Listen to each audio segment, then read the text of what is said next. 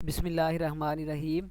आज की इस वीडियो में हम इफ़ के फंक्शन को देखेंगे और इफ़ के साथ एंड और आर का फंक्शन हम कैसे यूज़ कर सकते हैं उसको हम जो है एक्सप्लेन करेंगे।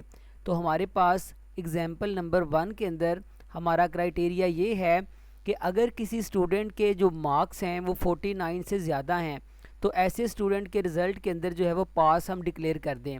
अदरवाइज़ उस स्टूडेंट का जो वो रिज़ल्ट है उसको हम जो है वो फेल कंसीडर करेंगे। तो इसके लिए हम सिंपल यहाँ पे रिज़ल्ट के सेल को सिलेक्ट करते हैं और इज़ इक्वल टू लिखते हैं। इज़ इक्वल टू उसके बाद हम फंक्शन का नाम लिखेंगे इफ़, ठीक है। उसके बाद हम मार्क्स वाले सेल को सिलेक्ट करेंगे, ठीक है। और हमारी रिक्वायरमेंट क्या है कि हम यहाँ पे ग्रेटर देन का सिंबल जो है वो यूज़ करेंगे और लिख देंगे ग्रेटर देन 49। तो यहाँ पे जो है मैं लिखता हूँ ग्रेटर देन 49, ठीक है। अगर ये हमारे पास कंडीशन ट्रू है, इफ़ का जो फंक्शन है उसके अंदर 3 पैरामीटर होते हैं, एक हमने 3 वैल्यूज़ होती हैं, ये वैल्यू हमने कंप्लीट कर ली है सबसे पहले। अगर ये कंडीशन होती है, अगर ये कंडीशन ट्रू है तो क्या डिस्प्ले कराना है, तो इसको इन्वर्टेड कोमा के अंदर हम यहाँ पे लिख देते हैं पास, ठीक है। इन्वर्टेड कोमा को क्लोज कर दें। उसके बाद 2 वैल्यूज़ हमारी कंप्लीट हो गई, एक वैल्यू को दूसरी से अलहदा करने के लिए हम कॉमा लगाते हैं। यहाँ पे हमने कॉमा लिखा, उसके हम बाद लिखते हैं कि अगर ऐसा नहीं है, ठीक है, 49 से ज़्यादा नहीं है तो ऐसे स्टूडेंट्स को क्या कर दे, फेल कर दे। ये हमारा जो इफ़ का फंक्शन है वो बिल्कुल मुकम्मल है।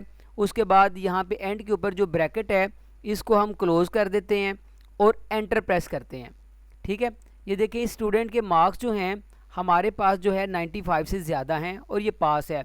हम यहाँ पे कुछ मार्क्स को चेंज कर देते हैं, किसी स्टूडेंट के 25 में यहाँ पे लिख दिए, इसके 70 रहने देता हूँ, ठीक है, इसके मैं 40 कर देता हूँ, ठीक है, और ये ओके कर देता हूँ।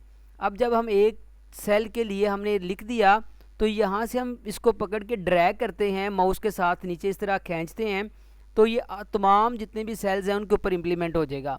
तो ये देखिए हमारे क्राइटेरिया के मुताबिक 25 जो है उसका रिज़ल्ट वो स्टूडेंट फेल है और उसके बाद 40 जो है जिसके मार्क्स हैं वो स्टूडेंट क्या है, फेल है, ठीक है। तो ये भी सिंपल हमने एक सेल के ऊपर जो है हमने कंडीशन लगाई है कि अगर मार्क्स जो हैं वो 49 से ज़्यादा हैं तो ऐसे स्टूडेंट पास हैं, अदरवाइज़ जो है तमाम स्टूडेंट्स जो हैं वो क्या हैं, फेल हैं, ठीक है।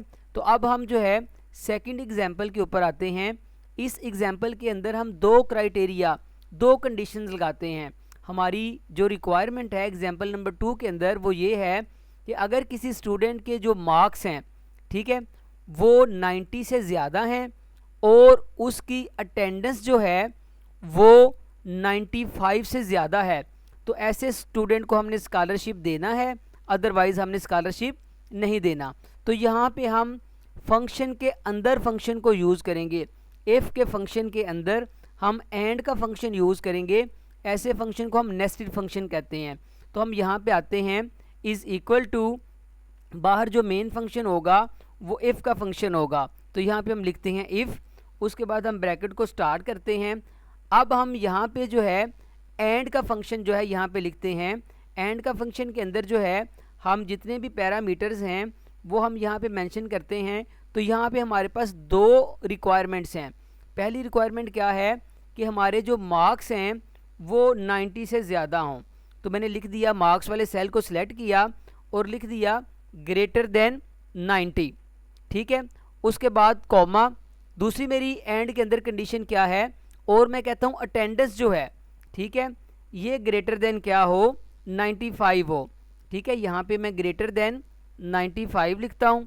ये मेरी 2 कंडीशंस हैं एंड की कि मार्क्स इतने हों और अटेंडेंस इतनी हो।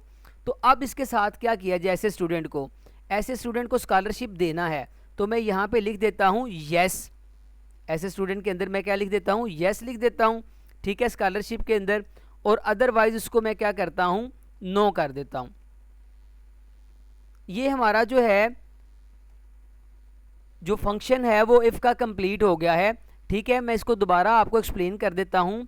इफ़ के फंक्शन की जो पहली कंडीशन है, ठीक है, इफ़ के 3 हमारे पास वैल्यूज़ होती हैं जैसा कि हमने ऊपर डिस्कस किया।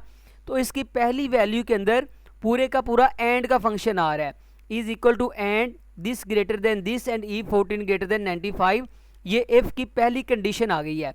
और अगर कंडीशन ये सही हो तो येस आ जाएगा, अदरवाइज़ नो आ जाएगा। यहाँ पे ब्रैकेट को क्लोज़ करते हैं और एंटर करते हैं। अब यहाँ पे मैं ड्रैग करता हूँ, ठीक है।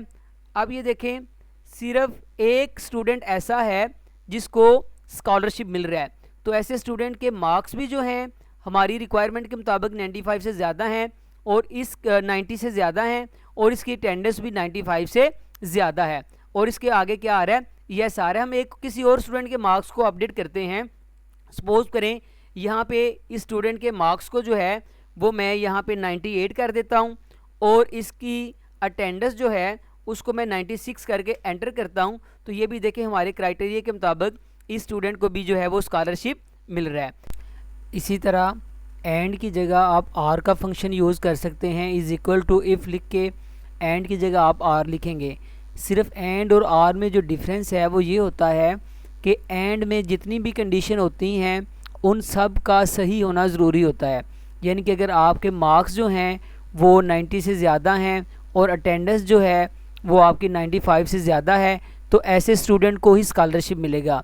लेकिन अगर आप चाहते हैं कि कोई भी एक कंडीशन सही हो जाए तो उसमें आप आर यूज़ कर सकते हैं। फॉर एग्ज़ाम्पल, अगर आप चाहते हैं कि अगर किसी स्टूडेंट की अटेंडेंस जो है वो 95 से ज़्यादा है या उसके मार्क्स 95 से ज़्यादा हैं, तो ऐसे स्टूडेंट को हम स्कॉलरशिप देना चाहते हैं, तो उनमें से कोई एक भी चीज़ जो है अगर ट्रू होगी, सही होगी, तो उस केस के अंदर जो है येस आएगा। ठीक है जी, okay, thank you so much.